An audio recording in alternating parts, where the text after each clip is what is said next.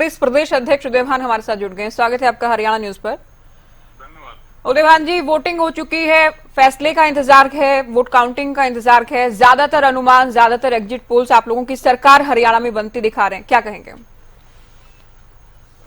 ठीक है, बहुत जो अनुमान लगाए जा रहे हैं वो अपने हिसाब से ठीक है, लेकिन मैं ये मानता हूँ जब ये एग्जिट पोल एग्जैक्ट पोल में आएंगे तो हम अभी भी इस पे हैं कि जो हमारा 2005 का रिकॉर्ड है 67 सीट का, उसको हम क्रॉस करेंगे, मेरा ये मानना है।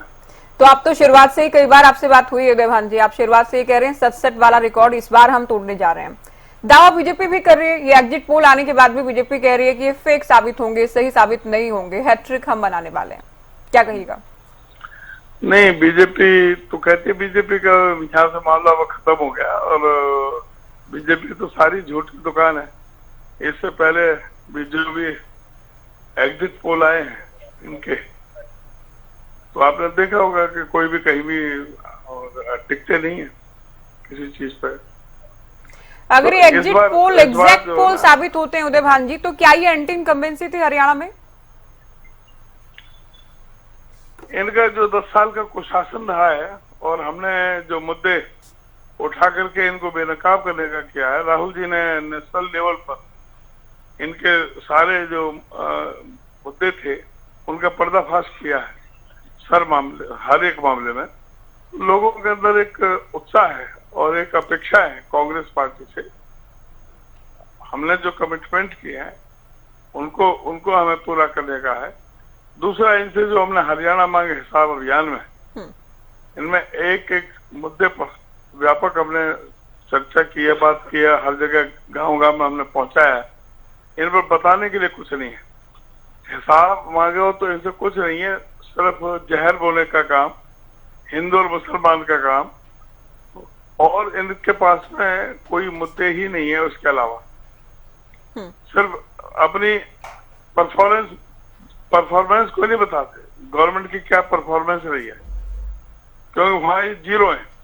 अगर आप लोगों की सरकार बनने जा रही है, क्योंकि 8 तारीख का अभी इंतजार करना होगा, तो क्या हरियाणा में ये जाट नॉन जाट भी फिर नहीं चला के, या बार बार बीजेपी की ओर से कहा गया, सैलजा को लेकर कहा गया दलितों को अपमान हुआ के, ये वाली बात भी नहीं चली है, लोगों ने यकीन नहीं किया इस पर उदय भान जी? कांग्रेस सभी जाति, धर्म, वर्ग और संप्रदाय की पार्टी है। कांग्रेस किसी के प्रति भेदभाव नहीं रखती।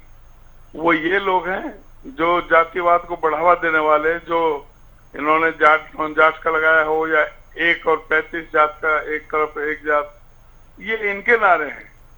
ये नफरत की दीवार खड़ा करना चाहते हैं, ये आदमी को विभाजित करना चाहते हैं। इंसानियत के ये विरोधी लोग हैं। कांग्रेस पार्टी ने प्रेम, प्यार, भाईचारे का हमेशा समर्थन किया है, सबको साथ में लेकर के चलने का किया है। कांग्रेस पार्टी किसी जाति की नहीं है, किसी धर्म की नहीं है। कांग्रेस पार्टी सबकी है। सब कांग्रेस पार्टी के हैं। और जहां तक मुख्यमंत्री बनने का है, कांग्रेस पार्टी की जो प्रक्रिया है उसके अनुसार होगा।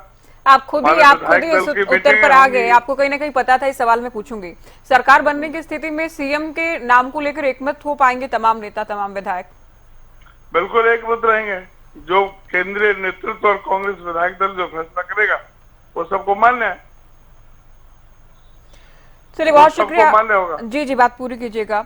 और क्या इसमें जब क्रेडिट की बात आएगी उदय भान जी, क्योंकि सारे हरियाणा के नेता एक तो राहुल गांधी को क्रेडिट दे देते हैं कि उनकी यात्रा, वो हरियाणा में आए, हिसाब मांगो कार्यक्रम को भी आप लोग क्रेडिट देते हैं, क्योंकि आप भी प्रदेश अध्यक्ष हैं पार्टी के, और आपके ही मुताबिक, आपकी बात को हम मान लें कि मान लीजिए कि 8 तारीख को आपके मुताबिक ही परिणाम आता है, 67 से ज्यादा सीटें आप लोग ले आते हैं, तो क्या इसमें हुड्डा साहब को क्रेडिट दिया जाएगा, दीपेंद्र हुड्डा को, या उदय भान, क्योंकि राज्य इकाई की कमान आपके हाथों में है?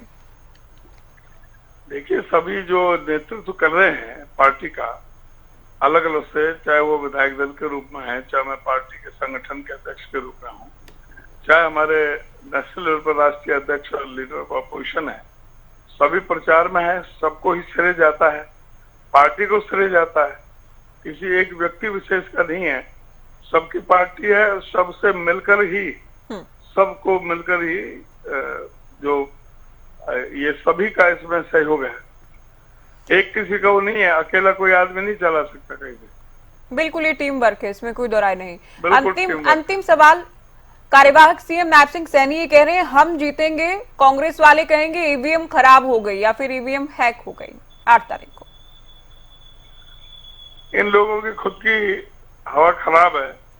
मुख्यमंत्री की अपनी सीट फंसी हुई है, जगह जगह कभी कहां पर सुरक्षित जगह तलाश कर रहे हैं, सारे प्रशासन को इस्तेमाल कर रहे हैं, फिर भी मुख्यमंत्री जी को अपनी ही सीट खतरे में पड़ी हुई है, वो क्या कहेंगे। चलिए शुक्रिया आप हमारे साथ जुड़े।